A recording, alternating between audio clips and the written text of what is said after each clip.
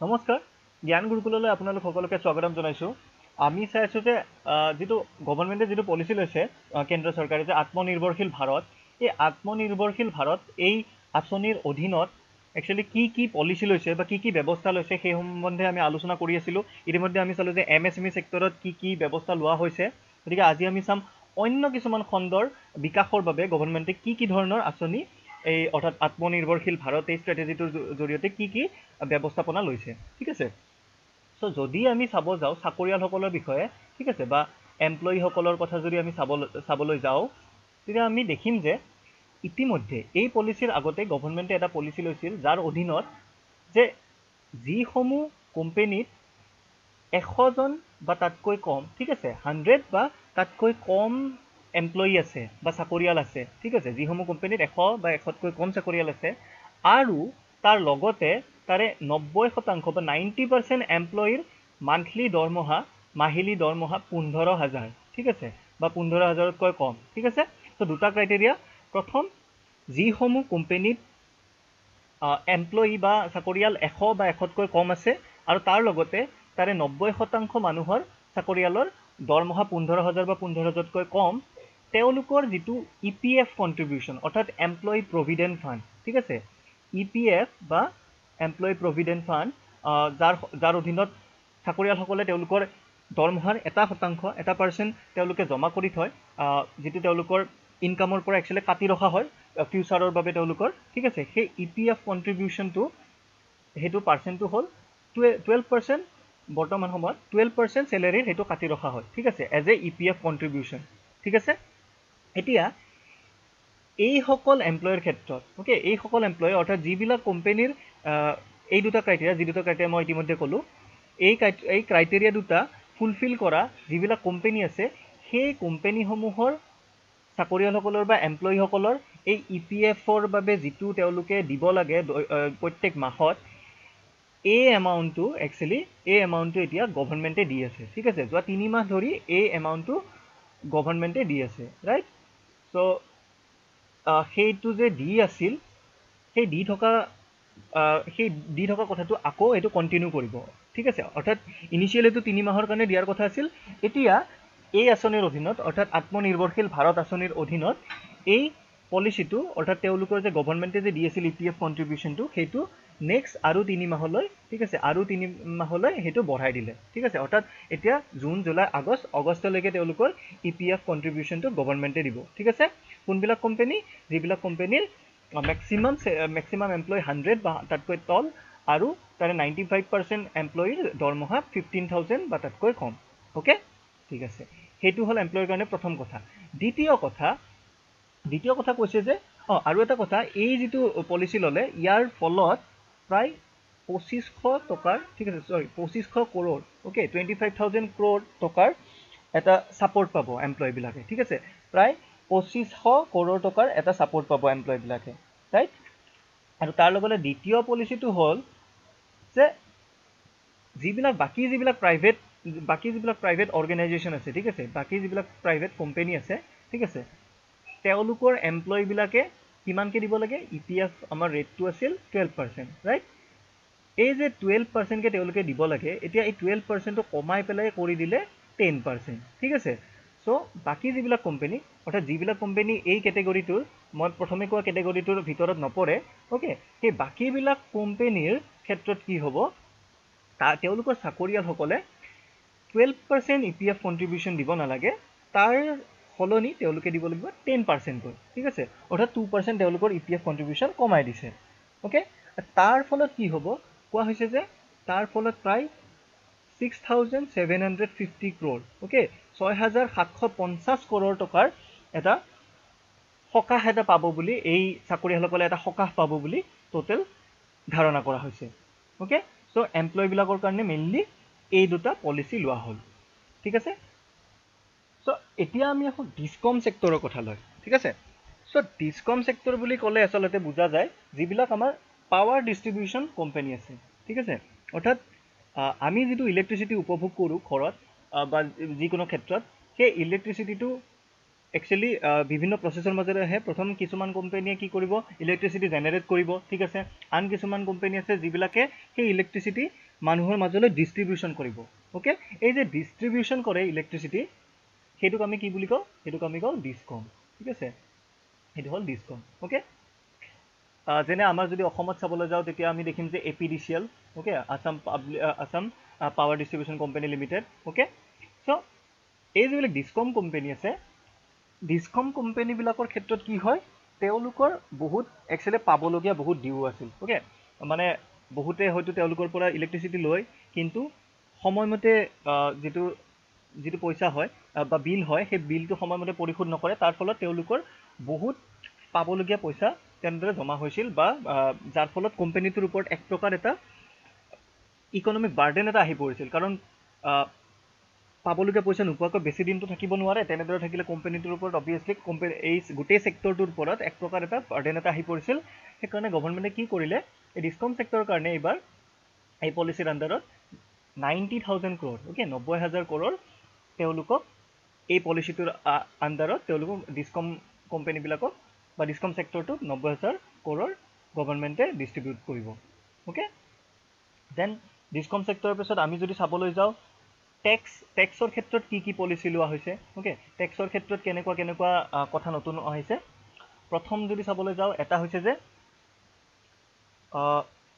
fall in 25% rate on TDS and TCS. Okay, অৰ্থাৎ TDS মানে হ'ল tax deducted at source. Okay, অৰ্থাৎ বিভিন্ন ধৰণৰ ক্ষেত্ৰত ছাপ'জ মানুহ এজনে লটাৰী খেলিছিল। ঠিক আছে, লটাৰীত তেওঁ পালে ছাপ'জ 1 লাখ টকা পালে। অ'কে, এতিয়া কথাটো হ'ল, এই যে তেওঁ 1 লাখ টকা পালে লটাৰী জিকি, একচুৱেলি আচলকৈ সম্পূৰ্ণৰূপে তেওঁ 1 লাখ টকা নাপায়। ঠিক আছে, তাৰে কিবা এটা পাৰ্চেণ্ট এটা গভৰ্ণমেণ্টে তাৰ পৰা সেই চ'ৰ্চতে ডিডিউচ কৰি দিব বা কাটি দিব। ঠিক আছে, টেক্স হিচাপে সেই চ'ৰ্চতে ডিডিউচ কৰি দিব।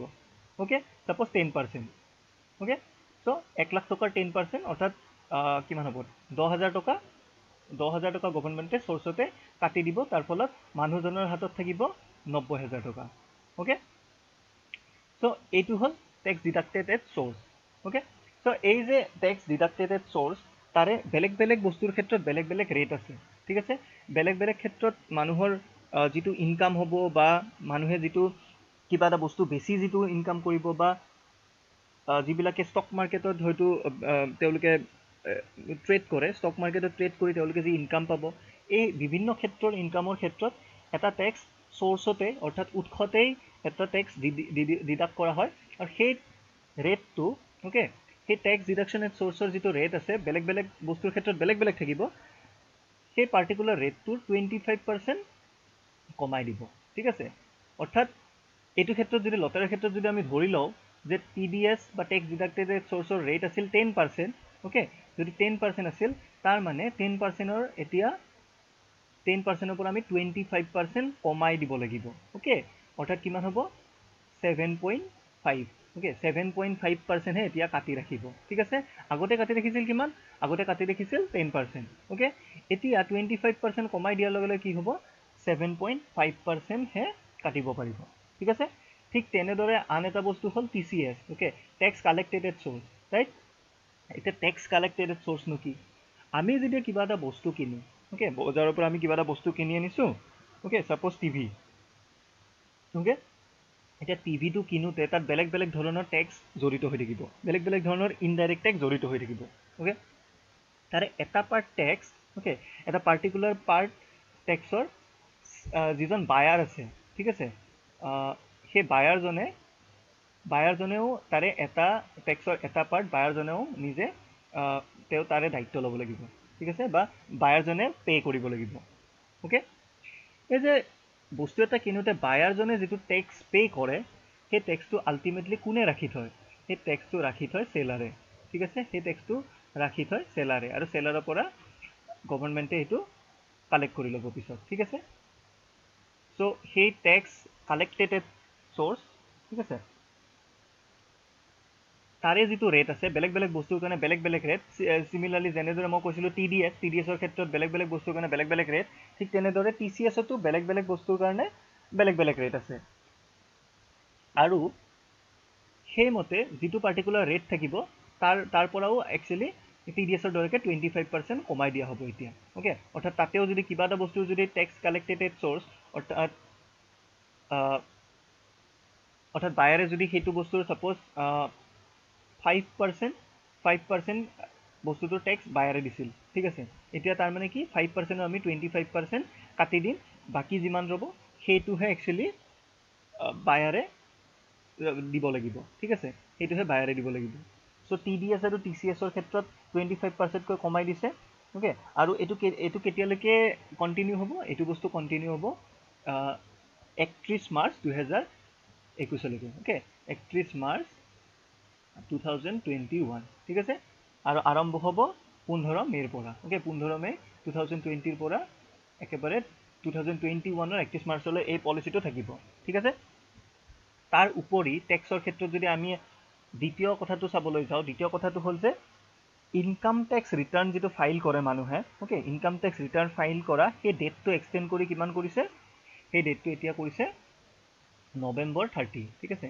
নৱেম্বৰ 30 2020 নৱেম্বৰ 30 লৈকে এই ডেটটো বঢ়াই দিলে ইতিমধ্যে এই ডেটটো এনে পূৰ্ব নিৰ্ধাৰিত মতে এই ডেটটো আছিল 31 জুলাই ঠিক আছে এতিয়া 31 জুলাইৰ পৰা নৱেম্বৰ 30 লৈকে এই ডেটটো বঢ়াই দিছে কিহৰ বাবে income tax return okay income tax return file কৰাৰ date okay income tax return file কৰাৰ ডেট এইটো বঢ়াই দিছে right income tax return file কৰাৰ ডেটটো কিমানলৈকে বঢ়াই দিলে 31 জুলাইৰ পৰা নৱেম্বৰ 30 লৈকে বঢ়াই দিছে হ'ল এতিয়া অন্য এটা সেক্টৰলৈ যাওঁ সেইটো হ'ল ৰিয়েল ইষ্টেট ঠিক আছে ৰিয়েল ইষ্টেট সেক্টৰতনো কি হৈছে ওকে ৰিয়েল ইষ্টেট সেক্টৰত কি হৈছে এতিয়া আমি চাম সো ৰিয়েল ইষ্টেটৰ ক্ষেত্ৰত কি হয় যেতিয়া বিল্ডাৰ এজনে ওকে বিল্ডাৰ এজনে যেতিয়া এটা বিল্ডিং এটা বনাই আছে সাপোজ ওকে বিল্ডিং এটা বনাই আছে এটা টাইম পিৰিয়ড থাকিব অৰ্থাৎ সাপোজ গুৱাহাটীৰ কোনোবা এটা জায়গাত এজন বিল্ডাৰে ফ্ল্যাট এটা বনাই ঠিক আছে তেওঁ সেইটো বনাবৰ কাৰণে অলৰেডি যিবিলাক মানুহ ফ্ল্যাটটো বেচিব ঠিক আছে সেই মানুহবিলাকৰ পৰা তেওঁ অলৰেডি পইচা লৈছে হয় গতিকে এটা টাইম পিৰিয়ড থাকিব যিটো ডেটৰ ভিতৰত তেওঁ এই বিল্ডিংটো ৰেডি কৰিব লাগিব ওকে এই বিল্ডিংটো এটা পাৰ্টিকুলাৰ টাইম পিৰিয়ডৰ ভিতৰত তেওঁ ৰেডি কৰি দিব লাগিব হয় এতিয়া প্ৰবলেমটো হ'ল যেহেতু কনষ্ট্ৰাকশ্যন ৱৰ্ক গোটেই ৰখি গ'ল কাৰণ কোভিড-19ৰ কাৰণে ঠিকমতে কাম কৰিব পৰা নাই ফাইনেন্সিয়েল প্ৰবলেম আছে বা লেবাৰৰ অসুবিধা আছে তাৰ ফলত কি হৈছে বিল্ডাৰবিলাকে টাইম মতে এতিয়া বিল্ডিংবিলাক হয়তো ৰেডি কৰি দিব নোৱাৰিব হয় সো কি কৰা হৈছে তাৰ বাবে তেওঁলোকৰ ডেডলাইনটো 6 মাহ বঢ়াই দিয়া হৈছে ঠিক আছে অৰ্থাৎ তেওঁলোকে যদি সাপোজ কিবা এটা পাৰ্টিকুলাৰ বিল্ডিং যদি এতিয়া জুলাইত দিব লগা আছিল তাৰ মানে সেইটো নেক্সট 6 মাহ যোগ কৰি দি যিমান হ'ব সেই পাৰ্টিকুলাৰ 6 মাহ পিছতহে মানে তেওঁক এটা এক্সটেণ্ডেড পিৰিয়ড এটা দি দিয়া হ'ল যে 6 মাহ পিছত তেওঁ দিব পাৰিব ঠিক আছে যদি আমি চাবলৈ 6 মাহ বঢ়াই দিলে July August September October November December January okay so মানে জুলাইত থকাজনে হয়তো জানুৱাৰী 2021ত বিল্ডিংটো ৰেডি কৰি দিলেও হ'ব ওকে এই বস্তুটো এতিয়া কেনেদৰে দিয়া হৈছে তাৰ কাৰণেও এটা প্ৰভিজন আছে ঠিক আছে এখন এক্ট আছে এক্টখনৰ নাম হ'ল ৰিয়েল ইষ্টেট ৰেগুলেটৰী এক্ট ঠিক আছে real estate regulatory act okay বা ৰেৰা বুলি কোৱা হয় চিম্পলি সো এই ৰিয়েল ইষ্টেট ৰেগুলেটৰী এক্টৰ আধাৰত গভৰ্ণমেণ্টে কি কৰিছে এটা ফেজ আছে ওকে ফেজটো হ'ল ফ'ৰ্চ মেজিউৰ ওকে ফ'ৰ্চ মেজিউৰ এই ফেজটো এইটো ইউজ কৰি এই এখনৰ অধীনত এই ফেজটো ইউজ কৰি গভৰ্ণমেণ্টে কি কৰিছে তেওঁলোকক কৈছে যে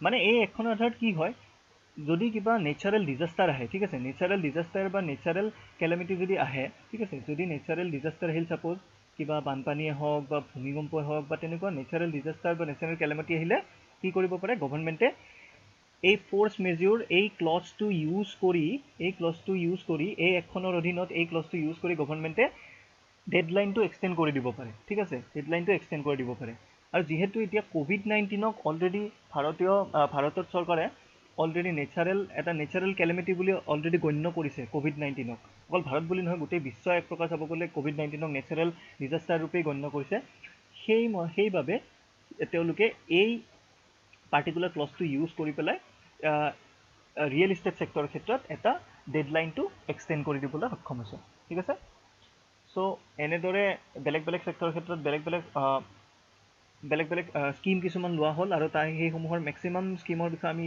কথা পাতিলোঁ এইখিনি স্কিম লোৱা হৈছিল ফাৰ্ষ্ট ফেজত অ'কে এইখিনি ফাৰ্ষ্ট ফেজত ইয়াৰ পৰৱৰ্তী সময়ত আমি ছেকেণ্ড ফেজ থাৰ্ড ফেজত নিৰ্মলা সীতাৰমণ মিনিষ্টাৰে অৰ্থাৎ আমাৰ ফাইনেন্স মিনিষ্টাৰ নিৰ্মলা সীতাৰমণ মহোদয়াই আৰু নেক্সট কি স্কিম লয় সেইসমূহৰ বিষয়ে আলোচনা কৰিম গতিকে আজিলৈ ভিডিঅ'টো ইয়াতে শেষ ধন্যবাদ